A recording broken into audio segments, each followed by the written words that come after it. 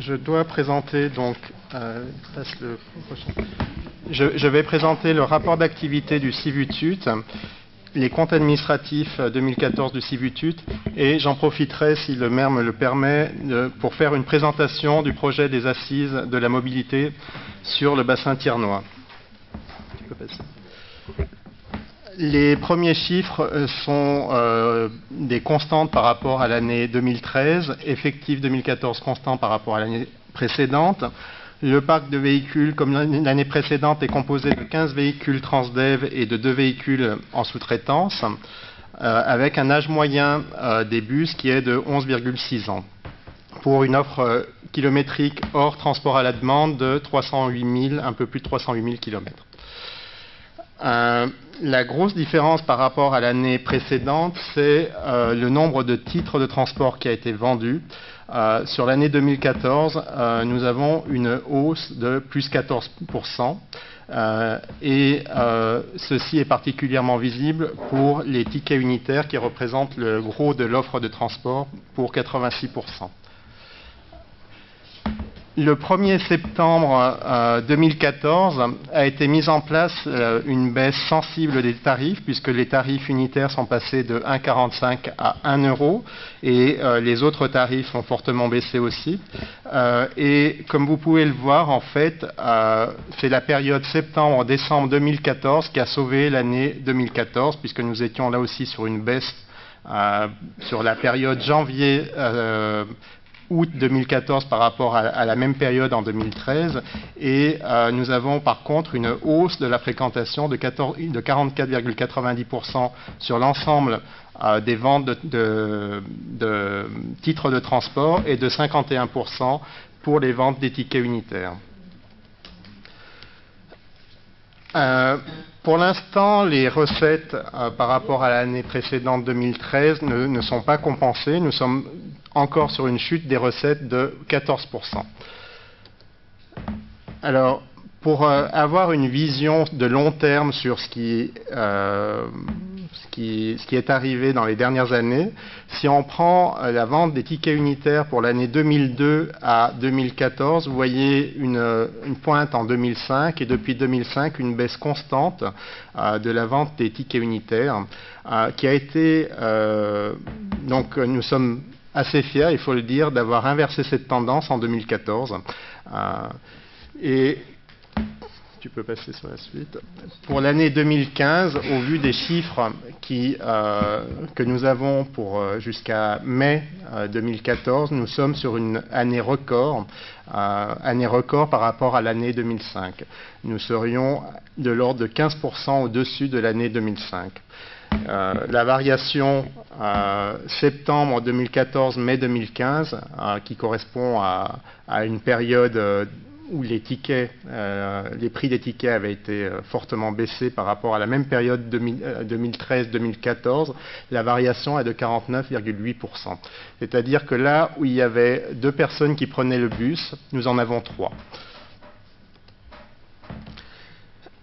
Et pour l'année 2015, nous avons déjà remarqué que de janvier à mai 2015, nous avons des recettes qui sont de l'ordre de pratiquement 30 000 euros et qui sont invariantes par rapport à la même période en 2014, une baisse de 1,6%, alors que les tickets ont fortement baissé. C'est-à-dire que nous allons vers une stabilisation des recettes, alors que nous avons fortement baissé les tarifs aussi bien des tickets que des abonnements.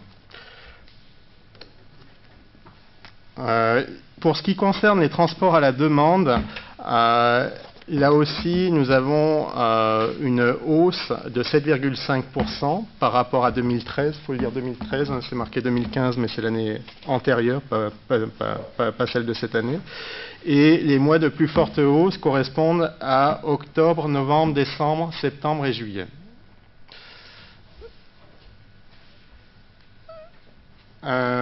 Pour le financement, les recettes totales du syndicat en 2014 sont de 959 442 euros.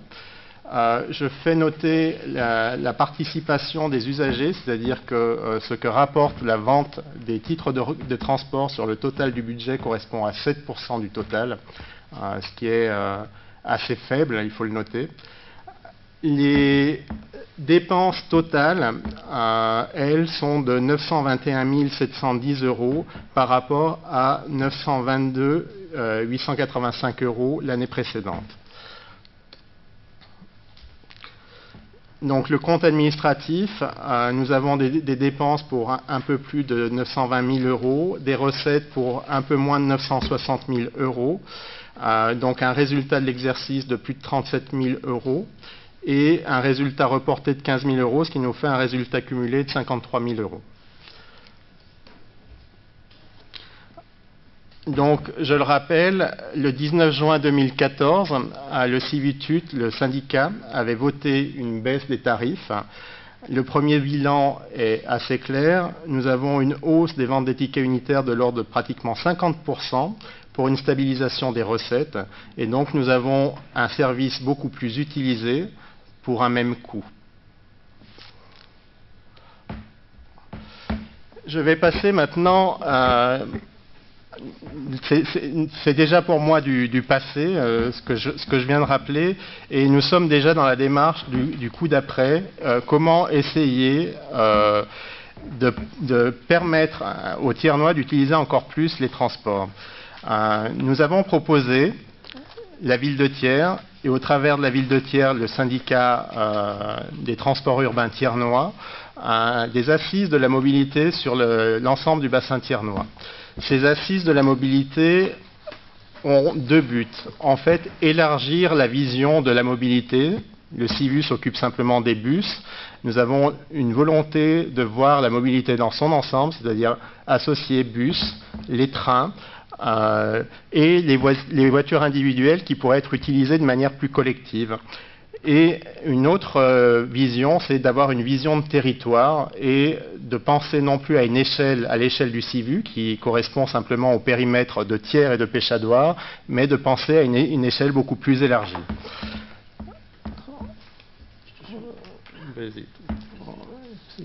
On va passer celle-là.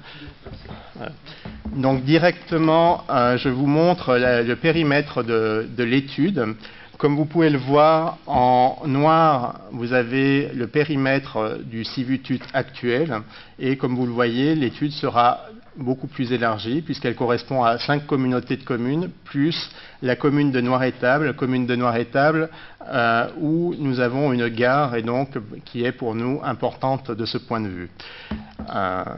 Nous avons sur cette carte, vous pouvez le voir, il y a 3 axes routiers structurants, donc l'autoroute et les 2 anciennes nationales, 3 sorties d'autoroute, une liaison ferroviaire et 4 gares.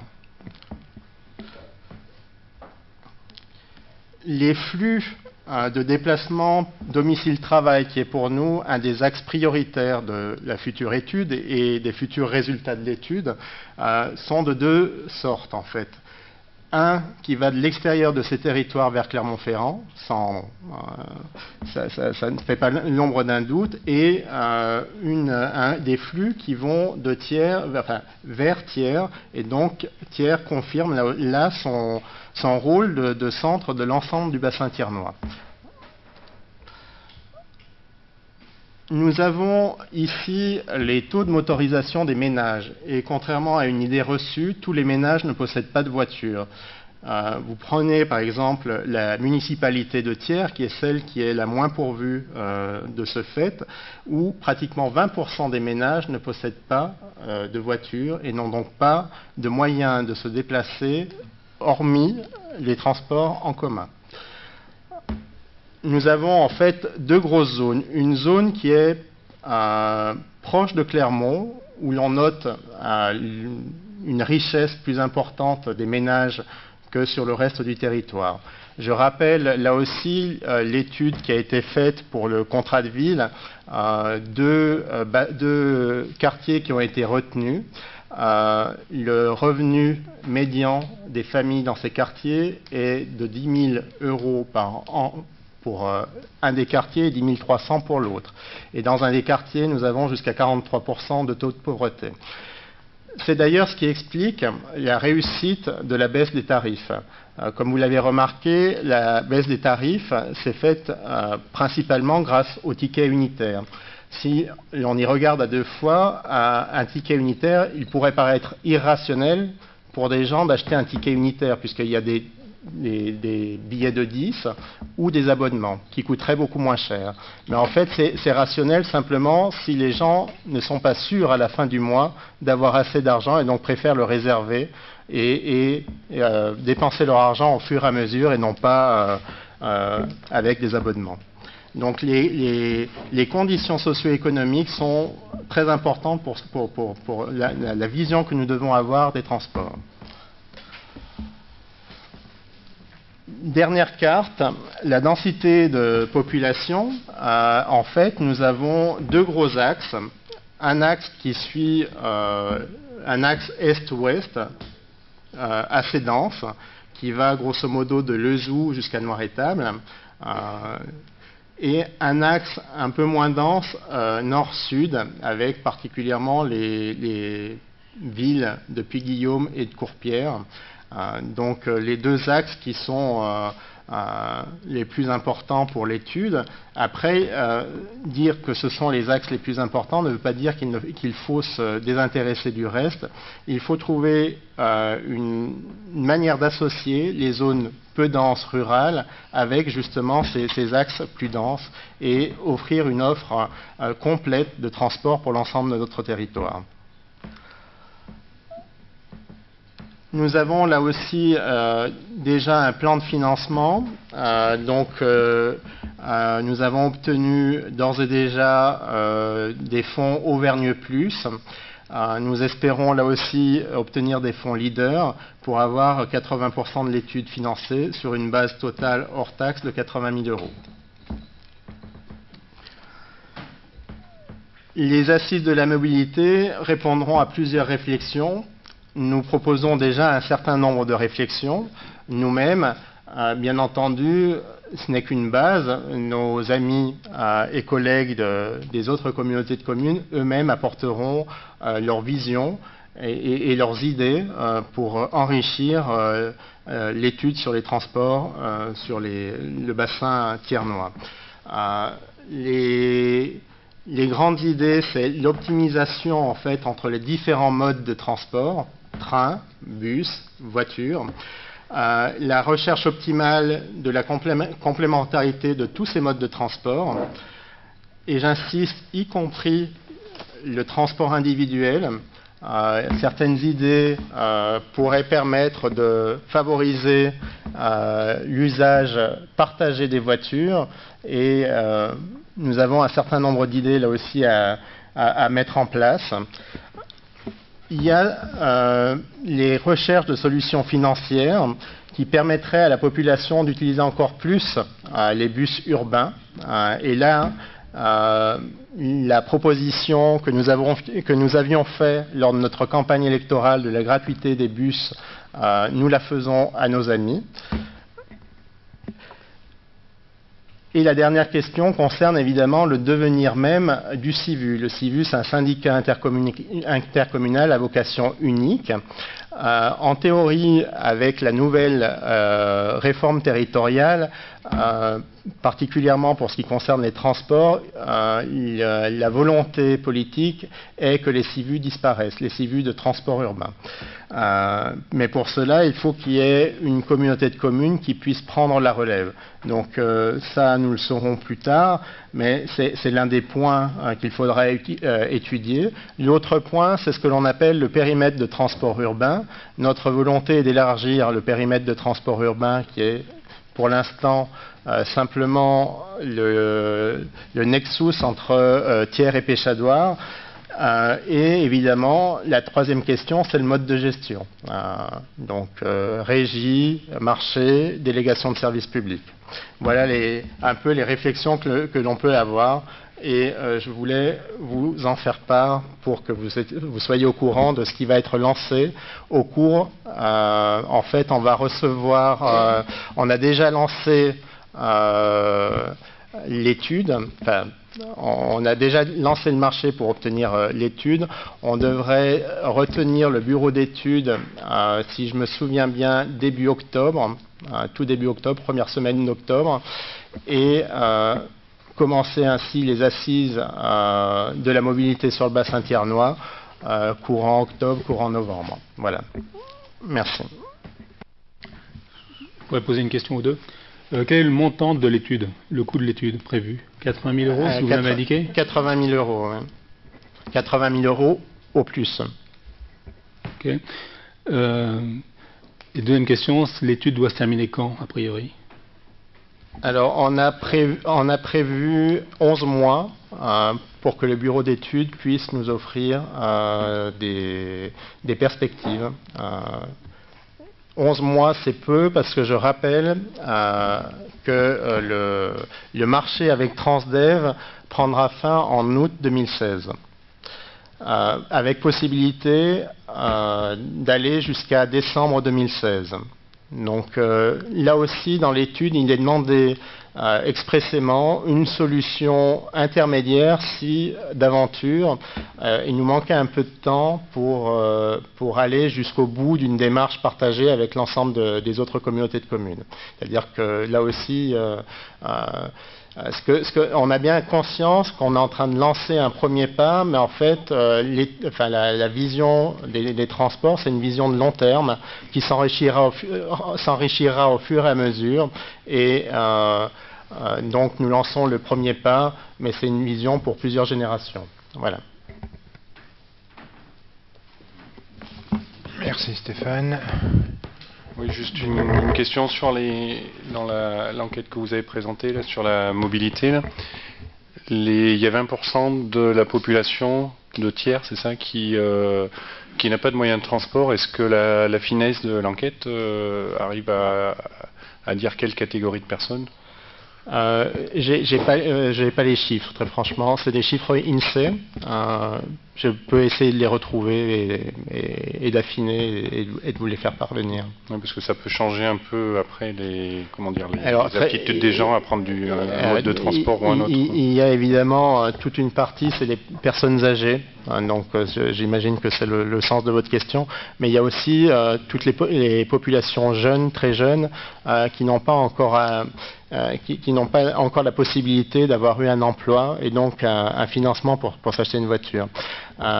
En fait, c'est l'une des réflexions clés pour nous, c'est que les transports, quand on pense transport, il faut penser à l'économie même du bassin thiernois. Un certain nombre d'entreprises recherchent des employés, des ouvriers, mais certains ouvriers, parce que c'est évidemment des contrats soit précaires, soit pas forcément, c'est les premiers contrats, dirons-nous, les employés ne peuvent pas aller jusqu'à l'entreprise. Je le vois particulièrement sur la zone de Racine. C'est un problème récurrent pour l'ensemble des chefs d'entreprise. Donc c'est véritablement un point sur lequel nous voulons apporter des solutions, permettre à des gens qui ne peuvent pas aller travailler de le pouvoir. Merci Stéphane. Je te laisse la parole aussi sur les deux points suivants, les forêts sectionnelles. J'aurais une observation à faire, si vous me permettez, sur ce point-là, pour en terminer.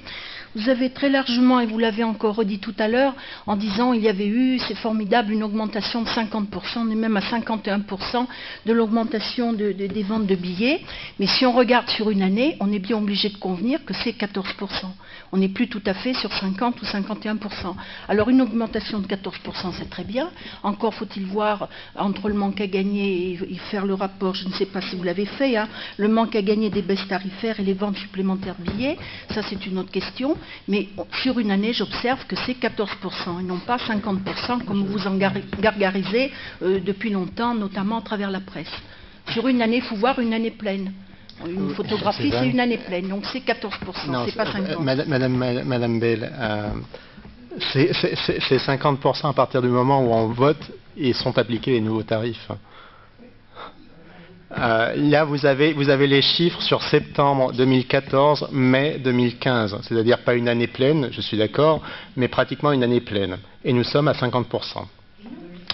Et évidemment 14% parce que nous sommes sur la dynamique antérieure. Nous sommes arrivés en avril 2014, excusez-moi, j'aurais souhaité venir au pouvoir un peu avant, mais nous ne sommes là que depuis avril 2014. Moi, je suis membre du Civutut et président du Civutut. Je crois que notre première réunion, c'est en juin 2014. Nous avons voté à ce moment-là la baisse des tarifs.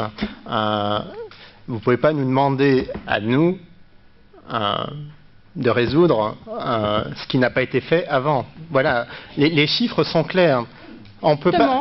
Moi, je suis physicien. Vous ne pouvez pas me dire que la baisse des tarifs n'a pas entraîné une hausse de 50% parce que ce serait manquer à la vérité. Je veux dire, entre septembre 2014 et mai 2015, c'est-à-dire pratiquement sur 12 mois, en fait, on va dire 9 mois, c'est-à-dire les 3/4 de l'année, nous avons une hausse de 50%. Et alors pourquoi vous dites que sur une année complète, moi je ne suis que juriste, je ne suis pas autre chose, une modeste juriste, mais comment pouvez-vous dire sur 9 mois et comment expliquez-vous que sur 12 mois, on rajoute 3 mois, ce qui n'est pas grand-chose, un quart de plus, sauf erreur de ma part, vous arrivez à 14%. Voilà. Attends, vous pouvez revenir sur la... C'est assez simple à comprendre. C'est 2014. Sur l'année complète 2014, vous dites le nombre total des ventes de titres, c'est votre rapport sommaire, a augmenté de 14%. Oui, non, mais c'est tout à fait vrai. La baisse que vous avez notée, je vous ai fait des graphiques sur l'année 2002-2014, avec une prédiction pour l'année 2015. Sur l'année 2005 jusqu'à 2014, vous avez une baisse continue qui s'est poursuivie sur les mois de janvier jusqu'à septembre 2014. La hausse de 50% que nous observons entre septembre et décembre n'a pas permis de contrebalancer à un niveau de 50%, bien évidemment, parce que 50% de 3 mois, vous pouvez faire le calcul. Je vais essayer de vous mettre d'accord. Je pense que si nous avions les documents, on pourrait mieux comprendre. Mais vous les avez. Non, mais attendez, c'est pas une critique. Au sens simplement d'avoir des chiffres, si vous voulez, pour mieux comprendre. Et c'est pas toujours évident quand on ne fait pas partie des commissions. Donc je dis ça simplement, moi je comprends votre argumentaire. La seule remarque que je ferai, et je l'ai faite une fois, il faut voir ça dans la durée. Est-ce que ça va durer? Et j'espère que ça dure, parce qu'à mon avis, c'est une bonne chose qui se passe actuellement. Donc c'est très bien. Mais simplement, effectivement, essayez de nous donner peut-être plus d'éléments, de façon à pouvoir mieux comprendre et poser des questions peut-être plus affûtées. C'est tout. Les chiffres qui sont là, vous les avez reçus un peu tardivement, je le reconnais, mais vous les avez reçus puisqu'elles sont dans la présentation que je vous ai faite en commission. Vous avez tous les mois... Oui, des mois 2013-2014 par rapport au mois 2014-2015. C'est peut-être nous qui n'avons pas transmis à Marie-Michel tous les documents. La seule chose que je veux dire, c'est que je suis d'accord avec vous, il ne faut pas s'endormir sur nos lauriers, et c'est exactement le sens des assises de la mobilité sur le bassin thiernois. Véritablement, je suis d'accord avec vous. 50%, c'est à la fois énorme et à la fois on en mesure bien le peu de choses. Et c'est pour ça qu'on va aller vers quelque chose de beaucoup plus ambitieux. Par contre, simplement, moi je ne l'ai pas dit, mais simplement je trouve que 80 000 €, mais j'y connais rien, c'est très cher. Et 11 mois, c'est très long. C'est un sentiment de quelqu'un qui n'a pas l'habitude de travailler dans une municipalité, c'est tout. On s'est aussi posé la question sur la durée, sur le coût, bon, mais... Voilà, merci Stéphane. Je peux vous mais on pourra... un petit détail. Enfin, un petit détail. Vous avez 30 secondes. Mais je vais non, parce que déjà tout à l'heure c'était 30 secondes, donc à chaque fois, demain matin, on y est encore pour le petit déjeuner. Je ne pose pas tellement de questions. Allez-y, Madame Malouchet. Je voulais simplement vous demander, ça va couvrir donc les 5 EPCI, cette étude. Donc chaque EPCI doit valider cette étude. Alors je suppose tout le monde participe à la dépense. Alors, comme vous avez pu le remarquer, nous avons obtenu des fonds Auvergne Plus. C'est du FRAT pays. C'est-à-dire que c'est au niveau du pays tiers-Ambert, donc les EPCI sont déjà évidemment au courant de la démarche, mais en plus ont voté en faveur de ces fonds. Il faut noter d'ailleurs que l'étude qui va être mise en place sera utilisée pour la partie transport du SCOT, donc du schéma de cohérence territoriale. Voilà. Ce sera d'ailleurs la seule étude qui va être utilisée. Merci. Stéphane, tu continues, s'il te plaît. Les forêts sectionnelles. Alors, les forêts sectionnelles, les biens de section, en fait, ont devoir de réunir des commissions syndicales qui doivent être élues dans les 6 mois après l'installation d'un conseil municipal. Et au vu du fait qu'elles ne se sont pas réunies, le conseil municipal est souverain pour traiter des forêts sectionnelles. Il s'agit pour nous, en fait, de faire une opération blanche qui consiste, en vendant du bois, permettre la gestion des forêts que nous possédons. Nous avons 3 forêts sectionnelles, une à Membrun, une au Joannis et une au Belin, et donc il vous est proposé de vendre un certain nombre de surfaces de bois pour permettre la gestion des forêts. Il est aussi proposé de désigner M. Borez, conseiller délégué, pour prendre part aux opérations de marquage des bois. Y a-t-il des observations? Oui, juste une question, il y a peut-être un truc que j'ai pas compris. C'est l'ensemble de nos forêts sectionnelles là, où il en existe d'autres? Il en existe d'autres. On a fait le tour il y a quelque temps d'un certain nombre de bois. On a découvert que nous étions propriétaires d'un certain nombre de parcelles. Et là, ce sont 3 parcelles. Hein, celle qui sera vendue sur pied, c'est celle qui, à gauche, quand on monte au Belin, hein, qui présente des risques, justement. C'est une des parties qui a brûlé ou Non. Et donc ça permettra la coupe de ces bois, donc ça mettra en sécurité tout le tracé et les virages et ainsi de suite, parce que les prochaines chutes de neige, si elles sont importantes, ces arbres vont tomber. Donc la coupe de ces arbres permettront de faire des éclaircies et de faire des entretiens sur 2 autres parcelles qui le méritent, dont une qui a été coupée à blanc il y a quelques années et qui n'a pas fait l'objet d'aucun entretien, ce qui fait que tout a repoussé, et donc là maintenant il faut y aller à la hache, quoi. Voilà, y a-t-il des oppositions, des abstentions? Merci. Toujours Stéphane, sur la commission communale d'accessibilité, désignation des membres. Alors, il vous est proposé en fait de désigner des membres pour la commission communale d'accessibilité. Les communes de plus de 5000 habitants, ils sont obligés. Et il vous est proposé les noms suivants pour la majorité: moi-même, Françoise Chassang, Thierry Barthélémy, Marie-Noëlle Bonnard, Philippe Barrault, et un représentant de l'opposition, qui serait Yves Paulez. Yves Paulez.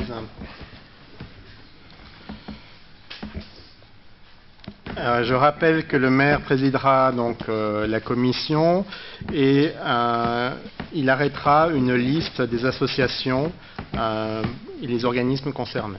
Voilà. C'est en 2 temps. Y a-t-il des oppositions, des abstentions? Merci. Alors le point suivant suit en fait cette commission d'accessibilité.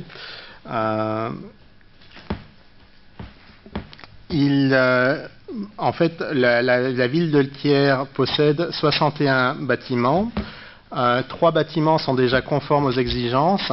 Un bâtiment a été diagnostiqué en 2015, 28 en 2010, mais doivent être actualisés, donc par rapport à un arrêté de 2014, et 29 bâtiments restent à diagnostiquer. Donc, comme vous pouvez le voir, nous ne sommes pas dans les temps impartis et nous demandons un report, une demande de prorogation pour le dépôt de l'agenda d'accessibilité programmé. Et pour cela, il faut que nous votions ce soir.